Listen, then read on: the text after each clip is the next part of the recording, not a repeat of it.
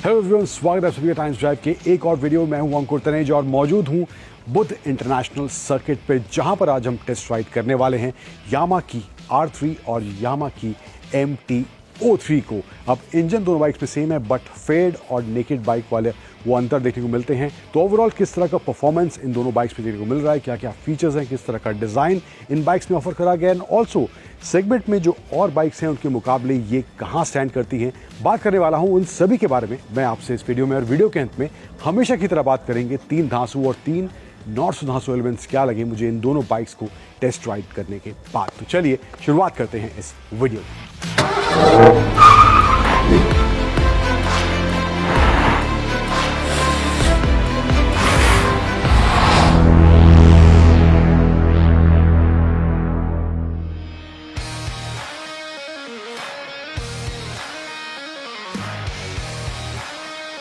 तो पहले बात कर लेते हैं इस R3 के बारे में। अब दोनों बाइक्स में हालांकि इंजन सेम है, 321 सीसी का इंजन दिया गया है, लेकिन डिज़ाइन के मामले में दोनों बिल्कुल अलग हैं।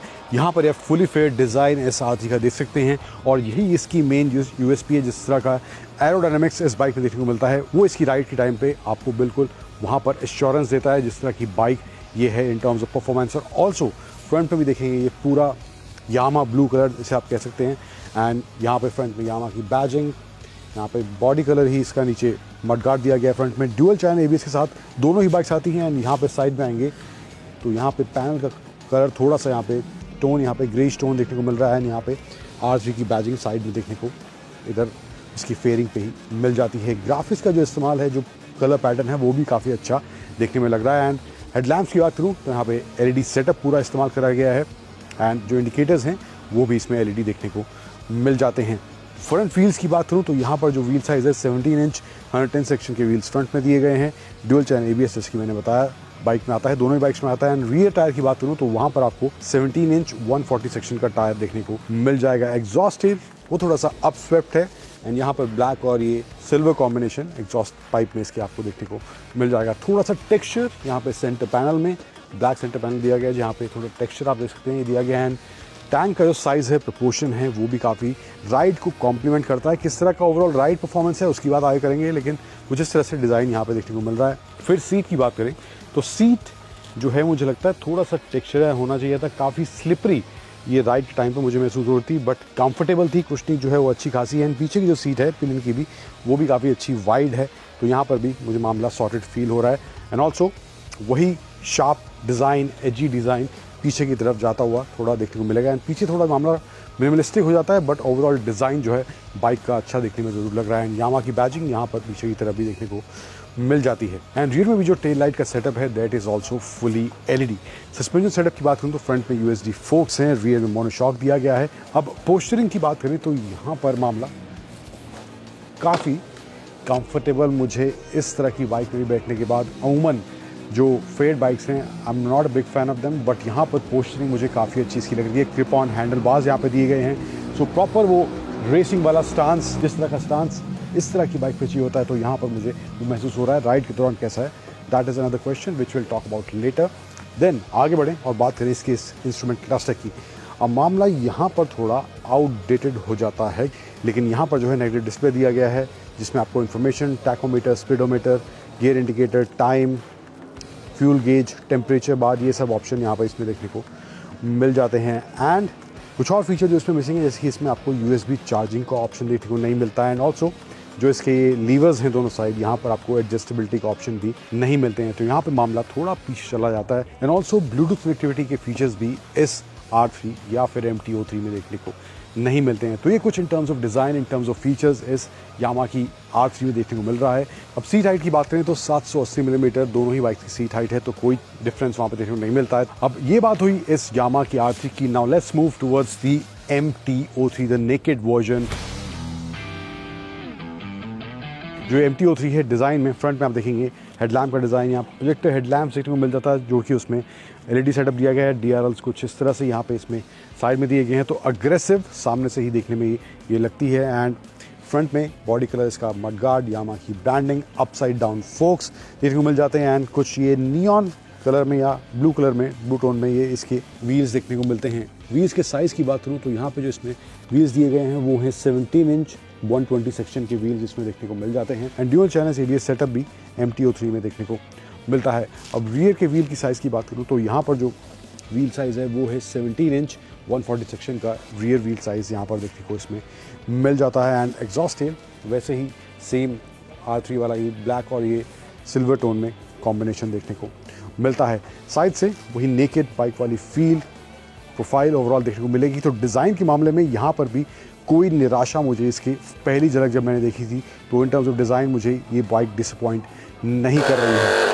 अब सीट हाइट जैसे कि मैंने कहा इसकी जो है सेम वही है 780 मिलीमीटर की सीट हाइट इसमें दी गई है एंड सीट का जो डिज़ाइन है वो भी काफ़ी सिमिलर जिस तरह से उसकी चौड़ाई लंबाई है तो वैसा ही यहाँ पे भी पैटर्न देखने को मिल रहा है। साइड में आए तो यहाँ पे ये ग्रे टोन के साथ ये ब्लू टोन का इस्तेमाल करा गया है एंड यहाँ पर ये कुछ इस तरह से ग्राफिक्स इसमें देखने को मिल जाते हैं। टेल लाइट का सेटअप जो है वो भी LED है, इंडिकेटर्स भी LED देखने को मिलते हैं। अब बाइक पे बैठने के बाद पोस्चरिंग कुछ इस तरह से बन रही है, वही अपराइट पोस्चर यहाँ देखने को मिल रहा है। सो मामला यहाँ पे वो स्ट्रीट नेकेड बाइक वाला फील थ्रू आउट देखने को मिल रहा है। टैंक का जो प्रपोर्शन है वो मुझे थोड़ा सा ज़्यादा ब्रॉड लग रहा है, थोड़ा सा कम होता तो और बेटर मुझे लगता है। इन टर्म्स ऑफ यहाँ से जो प्रेजेंस बन रहा है बाइक का वो थोड़ा बेटर हो सकता था, बट मामला अभी फिलहाल कुछ इस तरह से देखने को मिलता है। स्क्रीन की बात करूँ तो सेम फीचर्स हैं दोनों बाइक में, कोई डिफरेंस नहीं है। यहाँ पर भी जो चीज़ें वहाँ दी गई हैं वो यहाँ पर हैं, जो यहाँ मिसिंग है वो वहाँ पर ही मिसिंग है, तो कोई डिफरेंस वहाँ पे in terms of instrument cluster देखने को नहीं मिलता है। एंड बटन्स की बात करूँ तो यहाँ पे लेफ्ट साइड में high beam low beam pass switch indicator horn and right side में ignition engine kill switch and hazard light का स्विच भी कुछ इस तरह से देखने को मिल जाता है एंड सेम सेटअप जो है वो R3 में भी देखने को मिलता है। अब जो सस्पेंशन सेटअप है फ्रंट में इसमें USD फोक्स, रियर में मोनोशॉक देखने को मिल जाता है। ये कुछ हिसाब किताब इस यामा की MT-03 का है। जैसा कि मैंने शुरुआत में बताया था कि दोनों बाइक्स में इंजन सेम है, पावर फिगर सेम है, कोई अंतर नहीं है, टॉर्क डिलीवरी वगैरह जो है वो सब सेम है, कोई डिफरेंस नहीं है। But overall in terms of दोनों बाइक्स में जिस तरह से डिज़ाइन है दोनों बाइक्स का, तो क्या अंतर इन दोनों बाइक्स को राइड करने के बाद इस BIC के ट्रैक पर महसूस हो रहा है in terms of performance, in terms of ride quality, handling and manoeuvrability. तो इसकी बात करते हैं, आगे बढ़ाते हैं कहानी को।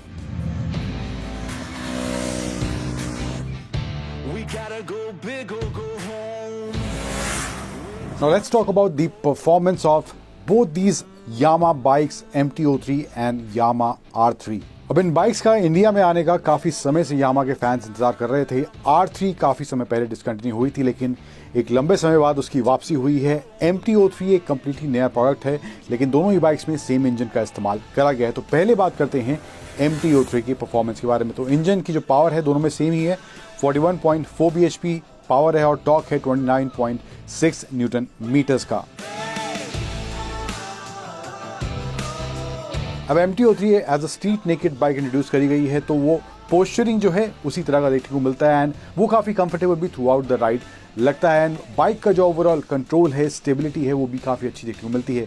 परफॉर्मेंस के मामले में जो बेस्ट एस्पेक्ट है इन दोनों बाइक्स में जो इंजन दिया गया है वो काफ़ी सॉर्टेड है। शुरुआत से ही एक अच्छा परफॉर्मेंस बाइक में देखने को मिलता है एंड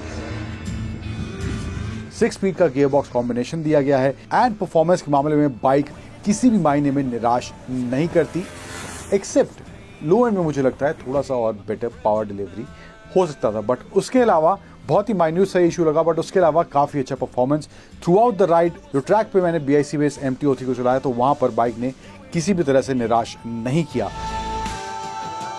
वहीं दूसरी तरफ R3 की बात करें तो R3 मुझे कई मायनों में MT-03 से ज़्यादा बेहतर लगी। जो ओवरऑल इसका पोस्चर है वो काफ़ी कंफर्टेबल है। अमूमन जो फुली फेयर्ड बाइक्स होती हैं उनमें पोस्चरिंग जो है थोड़ा सा अनकंफर्टेबल हो जाता है थोड़ा ज़्यादा उनको चलाने के बाद, लेकिन यहाँ पर बाइक का जो ओवरऑल पोस्चर है वो काफ़ी comfortable through out the ride मुझे महसूस हुआ इस यामा की R3 के अंदर। एंड बाइक का जो ओवरऑल बैलेंस है, कंट्रोल है, वो भी काफ़ी सॉर्टेड फील होता है। परफॉर्मेंस के आंकड़े हालांकि सेम है लेकिन बाइक जो है ज़्यादा फन आपको R3 ही लगेगी जब पहली बार आप इसको चलाएंगे।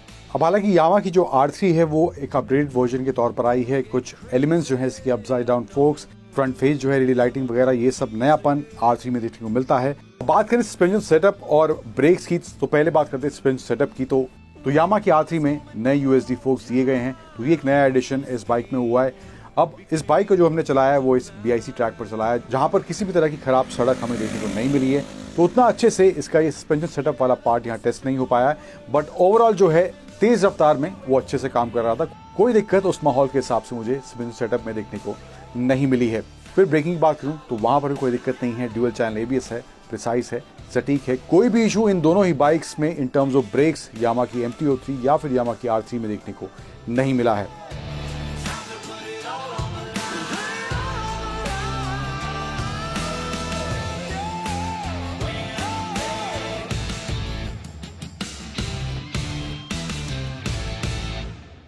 अब बात करते हैं धांसू और नॉट सो धांसू एलिमेंट्स क्या लगे मुझे इन दोनों बाइक्स को टेस्ट राइड करने के बाद। तो पहले बात करते हैं नॉट सो धांसू एलिमेंट्स की, तो जो कि पहला है दोनों ही बाइक्स में वो सेम है, वो है इन टर्म्स ऑफ फीचर्स। 2023 में मुझे लगता है 5 साल पुराने फीचर्स इस बाइक में दिए गए हैं, जबकि सेगमेंट में और जो बाइक्स हैं वो काफ़ी आगे इन टर्म्स ऑफ फीचर्स जा चुकी हैं। और जिस प्राइस पॉइंट पे यामा इसको लेकर आई है तो मुझे लगता है वो जस्टिफाई नहीं हो रहा है। इसके अलावा जो दूसरा नॉट सो धांसू एलिमेंट मुझे जिसके बारे में लगा है वो है इसकी सीट्स को लेकर। स्टॉक सीट्स हैं, आप इन पर कवर लगवा सकते हैं अलग से, बट यहाँ पर जो मामला है काफ़ी स्लिपरी है and once you are downshifting और आप ब्रेक लगा रहे हैं, थोड़ा हार्ड ब्रेकिंग कर रहे हैं, तो वहाँ पर आप सडनली आगे की तरफ स्लिप होते हैं। तो वो मुझे लगता है थोड़ा सा टेक्सचर यहाँ पे होता है सीट पे, तो better grip in terms of ride quality बन सकती है। तीसरा और फाइनल नॉट सो धांसू एलिमेंट जो मुझे लगा है वो है लो एंड पावर डिलीवरी को लेके। Top and is fine good, but low and थोड़ा सा और मुझे लगता है बेटर हो सकता था। अब बात करते हैं 3 धांसू एलिमेंट क्या लगे मुझे इन दोनों बाइक्स चलाने के बाद। तो सबसे पहला जो धांसू एलिमेंट है वो है इन बाइक्स का जो इंजन है, that is really smooth, crisp, fast and track पर हमने तकरीबन 4 लैप दोनों बाइक के साथ की, तो परफॉर्मेंस के हिसाब से दोनों ही बाइक ने मुझे निराश नहीं किया। Although I liked R3 better than the MT-03, but मामला इन टर्म्स ऑफ परफॉर्मेंस अच्छा देखने को मिल रहा है। फिर बात करूं दूसरे धांसू एलिमेंट की जो मुझे लगा इन बाइक्स के बारे में, वो है डिज़ाइन। दोनों ही बाइक्स का डिज़ाइन जो है मुझे काफ़ी अच्छा लग रहा है।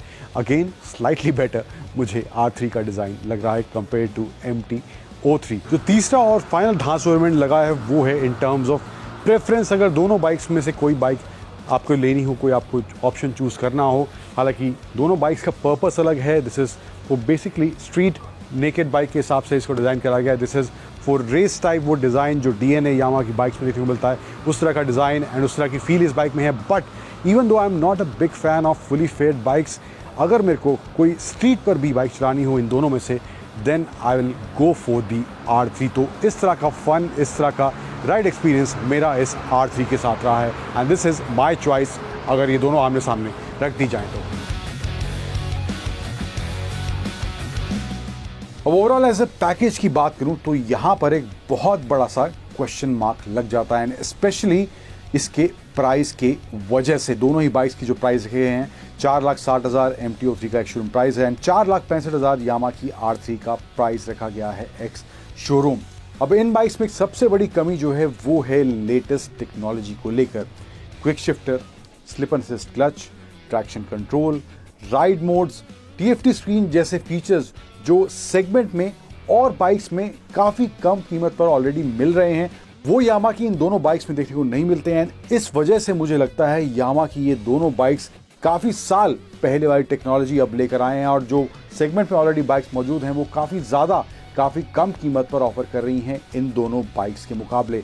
यस, R3 एक काफ़ी फन पैकेज है, इंजन परफॉर्मेंस काफ़ी अच्छा है, बट जिस कीमत पर यह बाइक लेकर आई है यामा, तो ये प्राइस जस्टिफाई होता कहीं भी नहीं दिखाई दे रहा है मुझे फिलहाल इन दोनों बाइक्स को एक्सपीरियंस करने के बाद। बट अनटिल अनलेस आप बहुत ही बड़े यामा के फैन हैं and you only prefer Yamaha bikes, तो उस मामले में मुझे लगता है अगर आप इन दोनों बाइक्स में से किसी बाइक की तरफ जाना चाहते हैं और वहां पर वो यामा वाला परफॉर्मेंस एक्सपेक्ट करते हैं, तो उस मामले में R3 एक अच्छा प्रोडक्ट आपके लिए हो सकती है। और अगर आप इस तरह का प्राइस पे कर सकते हैं काफ़ी कम टेक्नोलॉजी या फीचर्स होने के बावजूद भी, तो उस मायने में मुझे लगता है यामा की R3 एक बेटर प्रॉस्पेक्ट आपके लिए बन सकता है।